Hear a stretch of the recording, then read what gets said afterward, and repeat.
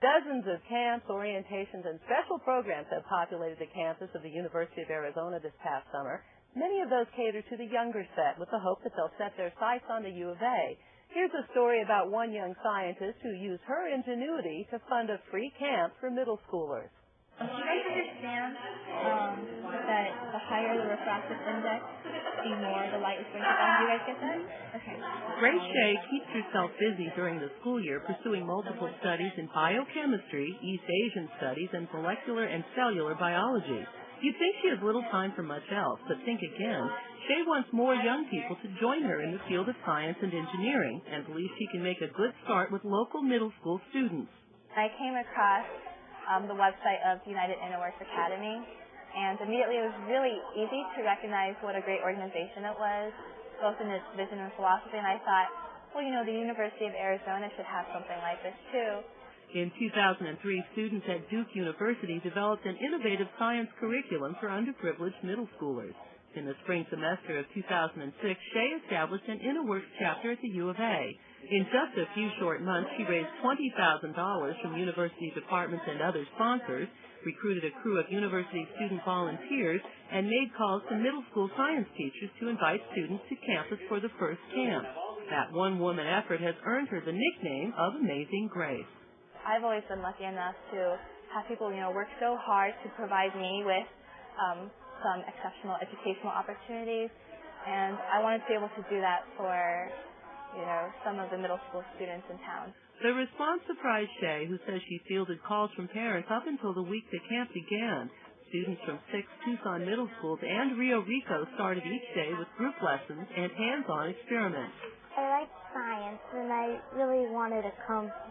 Well, I heard about it at school, so I decided to tell my mom about it. All the white light that hits my shirt, except for the dark blue color, is going to bounce off.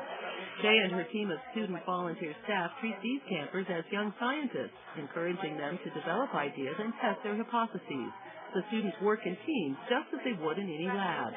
We all have the same goals. We're all students. We all want to, maybe someday be scientists or engineers. So hopefully through all of their personal interactions, especially on campus, I think this is a great setting to have a program like this. We hope that they get that. 2 and 8th grader Scott Bowling liked the physics and chemistry so much that he was motivated to memorize 104 elements on the periodic table in one night. He applies the same enthusiasm to activities in the lab. I've learned a lot about lasers and how to build a robot. It was really interesting. Sensors, how sensors trigger certain things and how you can make them do certain things. It'll help me decide what kind of career I want to take and what kind of education I want to pursue. K.T. Tawadros reports that the experience at the science camp far exceeded his expectations. We were able to do things that I never thought were possible, like build robots. I thought that was high corporation things, but it's actually very simple, and we were actually able to do some experiments in here right now that were pretty fun, like making a vanishing glass.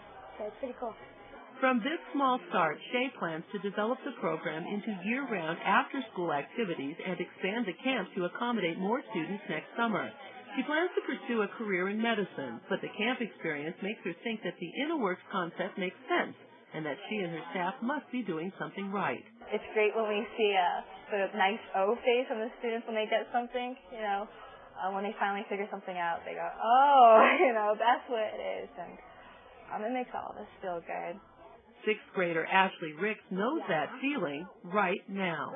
What we're doing it now, we're doing experiments is that, they're really confusing at first. And then right after they finish them, they're like, I got it.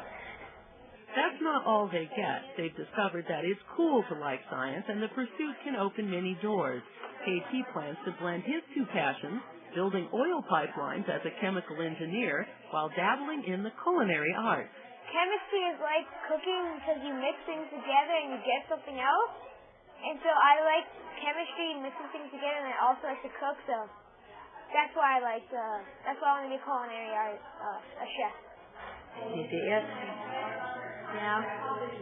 As they head into the new school year, these students have a new understanding of science and have learned to keep their options open.